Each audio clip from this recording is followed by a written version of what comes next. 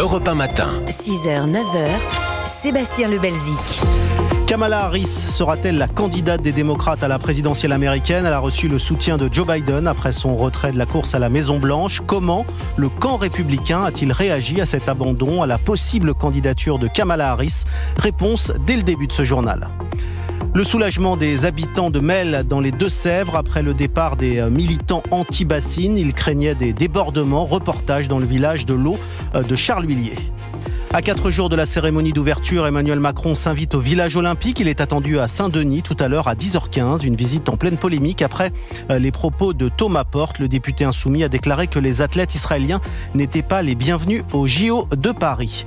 Et puis dans 10 minutes, votre invité Florian Tardif, coordinateur de la France Insoumise et député des Bouches-du-Rhône. Toujours aucun nom à gauche pour Matignon.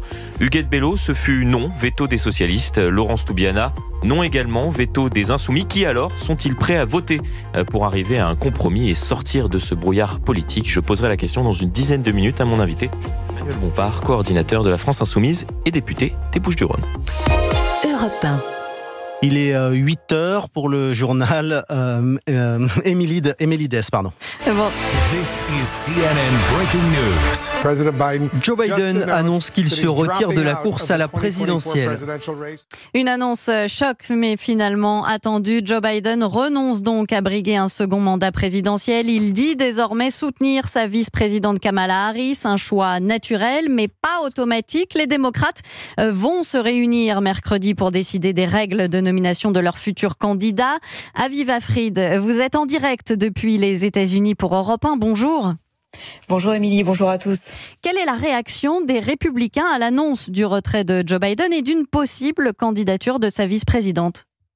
Alors c'est vrai que pour les Républicains, sans Joe Biden en face, l'argument de l'âge et des capacités physiques et mentales tombe à l'eau. Il faut donc recalibrer la campagne. Donald Trump a ouvert les hostilités en traitant Kamala Harris de folle. Au-delà de l'insulte, il y a aussi plusieurs angles d'attaque. D'abord sur les compétences de Kamala Harris. Les Républicains font peser sur elle le bilan de l'administration Biden, notamment en matière d'immigration, en rappelant que c'était un dossier dont elle avait personnellement la charge. Et puis, ils la traitent également de menteuse, car selon eux, elle aurait sciemment dissimulé l'état de santé réel de Joe Biden. Et un dernier point pourrait également être soulevé, cette fois devant les tribunaux, la légalité de substituer une candidate à un autre. Les Républicains ont bien l'intention de garder la main dans cette campagne, même si celle-ci a changé de physionomie. Et qu'en est-il des électeurs à Aviva Fried ? Est-ce qu'ils soutiennent Kamala Harris ? Alors l'une des plus grandes faiblesses de Kamala Harris, c'est qu'elle est une femme noire, et aux États-Unis, même en 2024, ça peut encore être un handicap. Et puis elle n'a pas, comme Joe Biden, l'affection d'une partie de la classe ouvrière, essentielle pour gagner les États clés du Midwest. En revanche, Kamala Harris pourrait remporter l'adhésion des Afro-Américains. Elle peut d'ailleurs compter déjà sur le soutien du Black Caucus, qui rassemble les parlementaires noirs et qui avait largement contribué à la victoire de Joe Biden en 2020. Son combat pour le droit des femmes pourrait aussi se révéler payant auprès des électrices, et le choix de son colistier pourrait lui permettre de contrebalancer ses points faibles. On parle par exemple de Josh Shapiro, le gouverneur de Pennsylvanie, un homme blanc très apprécié dans son État. Aviva Fried, correspondante d'Europe 1 aux États-Unis. En France, le soulagement des habitants de Melle dans les Deux-Sèvres. La majorité des militants anti-bassines a quitté le village de l'eau. Et pendant 5 jours, les habitants de Melle craignaient des débordements en pleine manifestation anti-bassines. Un sentiment accentué après les dégradations samedi à La Rochelle. Aujourd'hui, les habitants revivent. Reportage de Charles Lhuillier. À part la poignée de gendarmes qui contrôlent encore quelques voitures, la quiétude est revenue dans la commune, surtout pour les riverains du village de l'eau. Soulagé que ça s'arrête. On dort pas tranquille en plus. On a vu des gens qui étaient cagoulés. Moi, je trouve pas ça normal. On est content qu'ils se barrent. Et on va pas pleurer. On est content qu'ils sont partis, quoi. Puis surtout pour les magasins, là. Des commerçants qui, pour certains, ont fermé 3 jours par peur des exactions. Tony, dans son épicerie rouverte depuis hier, a l'impression de revivre. Ça fait plaisir de revoir les clients. Ça fait du bien, quoi. On reprend ses habitudes qu'on avait avant, quoi. C'est vrai que les gens, il y en a qui avaient peur. Notamment les agriculteurs comme Guillaume Cordin, près d'un projet de méga-bassine. Pendant une semaine, lui et ses collègues ont multiplié les rondes la nuit pour protéger les biens. Les nerfs retombent, parce que c'était quand même assez stressant. Et là, ça va mieux. Et alors, c'est fini, oui, temporairement, parce que je pense que c'est pas la fin de l'histoire, malheureusement. Pas la fin de l'histoire, en effet, car le chantier d'une méga-bassine doit théoriquement démarrer en septembre à quelques kilomètres de là, et de nouvelles mobilisations sont prévues ici. Mel, Charles Lhuillier, Europe 1. Emmanuel Macron visite ce matin le village olympique. Le chef de l'État est attendu à 10h15 à Saint-Denis. Il vient soutenir les athlètes en pleine polémique. Le député insoumis Thomas Porte a déclaré que les athlètes israéliens n'étaient pas les bienvenus à Paris. Alexis de la Fontaine. Oui, lors d'une manifestation pro-palestinienne, Thomas Porte s'est emporté contre les athlètes israéliens. Écoutez. Moi, je suis ici pour dire que non, la délégation israélienne n'est pas la bienvenue à Paris. Les sportifs israéliens ne sont pas les bienvenus aux Jeux olympiques à Paris. Les soutiens aux criminels de guerre israéliens ont du sang sur les mains, ajoute l'élu insoumis. Des propos soutenus par le mouvement de Jean-Luc Mélenchon, mais très critiqués par le reste de la gauche. C'est irresponsable et indigne, répond la socialiste Carole Delga. Thomas Porte est un incendiaire qui attise la haine contre les juifs, lance Julien Drey. La question de l'antisémitisme reste le point de blocage entre la France insoumise et ses partenaires. Alors un écologiste rappelle à Thomas Porte l'accord du nouveau Front populaire. C'est écrit noir sur blanc, il faut lutter contre l'antisémitisme et stopper la brutalisation des débats. Une ligne de conduite respectée par la France insoumise le temps de la campagne électorale, mais qui s'effrite depuis que ses députés sont élus. Alexis de la Fontaine pour Europe 1.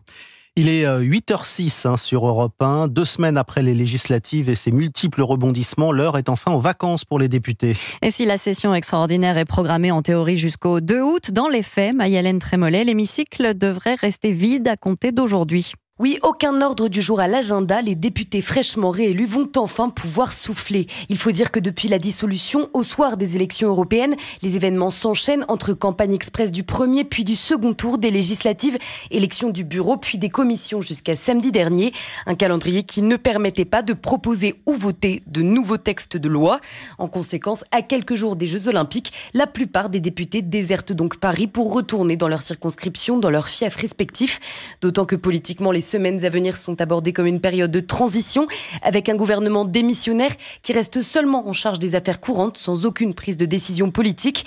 En clair, si la nouvelle composition de l'Assemblée nationale promet de vifs échanges, avec une majorité du bureau à gauche et un hémicycle divisé en 3 blocs, il faudra attendre pour cela la reprise de la session ordinaire début octobre. Maï-Hélène Trémollet pour Europe 1.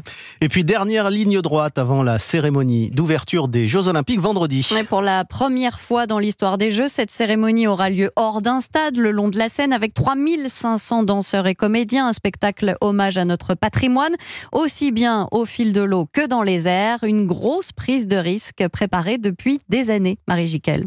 Tout a commencé par une croisière sur la Seine. On a pris des bateaux et on a puisé dans tous les kilomètres qu'on traversait combien l'histoire de France se déployait devant nous. Puis place aux choses sérieuses, Thomas Joly, le directeur artistique, et son équipe se sont enfermés dans un appartement pour créer le plus grand spectacle français du 21e siècle comme ils l'espèrent. On s'est enfermé dans ce qu'on appellerait une script room, sur les murs de laquelle on a mis des tableaux, des photos, des articles, des notes, des flèches pour construire le récit. Pour ne pas gâcher la surprise, pas de répétition. Alors Paris 2024 a créé un logiciel comme un jeu vidéo pour visualiser les 12 tableaux prévus. Je peux même faire se lever le soleil ou le faire se coucher, faire des orages ou des arcs-en-ciel, enfin bref, pour voir la scénographie, les timings, etc. Dans des hangars secrets, Daphné Burki, en charge des costumes, a organisé des essayages géants aidés par des salariés de l'Opéra de Paris ou du Théâtre Mogador qui s'activent jour et nuit depuis 4 mois. Il y a des tenues qui représentent des kilomètres de tissu. Il y a un tableau, il y a à peu près 12 kilomètres de ruban.